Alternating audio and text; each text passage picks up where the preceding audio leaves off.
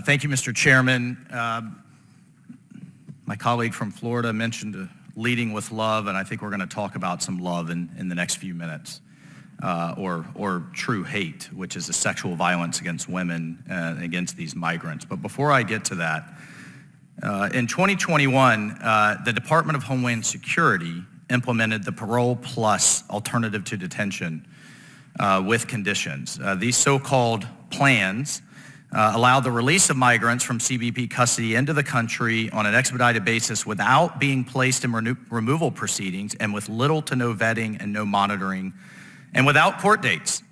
So they're essentially just fully released. Florida has sued DHS in federal court, asserting that DHS was ignoring federal law, which they are, and including Secretary Mayorkas is ignoring federal law with this program that requires people entering the country illegally to be detained. So I have up here statements from the judge in Florida, Judge Kent Wetherill, who ordered federal authorities to vacate the parole policy. And he said, for the most part, the evidence establishes that defendants, DHS, have effectively turned the southwest border into a meaningless line in the sand. A little more than a speed bump for aliens flooding into the country. And you can see here where, again, the judge says that essentially these policies have said, come in, we're open, come.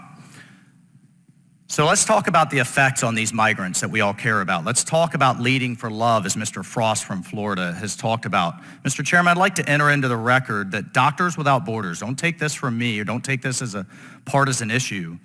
Doctors Without Borders and international NGOs says 40% of the girls and women making this transit that we've essentially invited them to do are being sexually assaulted and abused. And just a series, again, don't take it from me, a series of articles. Hundreds of migrants face sex attacks in the Darien Gap, says Doctors Without Borders. They treated nearly 400 in a week, 1 week alone in 2023. Migrant children sexually abused in, quote, rape tents while crossing the Darien Gap, according to the New York Post.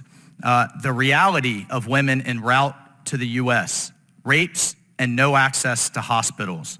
Again, rape tents and sexual violence towards migrants plague those trying to make the dangerous journey to the U.S. And finally, New York Times, you have to pay with your body the hidden nightmare of sexual violence on immigrants from cartels and gangs.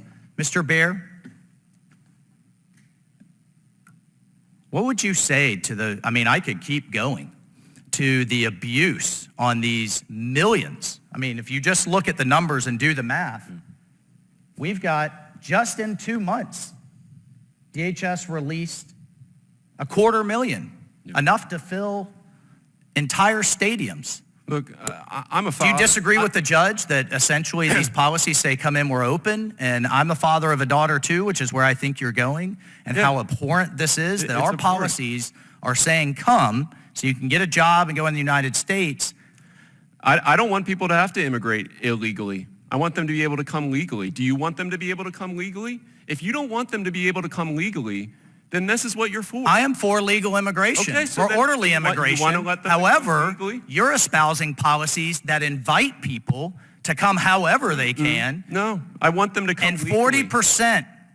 40% by gangs and by cartels and by smugglers of these poor young girls are forever scarred and abused because of policies that the other side of the aisle and that you are advocating for. And it's disgusting, and it has to stop, and H.R. 2 would put a stop to it. So my friend can call it bigoted if he wants. He can throw those ad hominem attacks around. It would make it We're worse. looking to put a stop to it. Let me just ask you my remaining time. If this were Al-Qaeda and ISIS killing 100,000 Americans a year, more than we lost in Vietnam in 10 years, by pumping in and smuggling in chemicals, would you oppose using military resources to take down Al-Qaeda and ISIS? I oppose the war on terror, yes. It was a disastrous mistake. It completely disrupted the Middle East and made the problem For the record, Mr. Bier has opposed the war on terror to keep Americans safe. I think that If says we it all, my bomb friend. Mexico, I it yield will my make time. the problem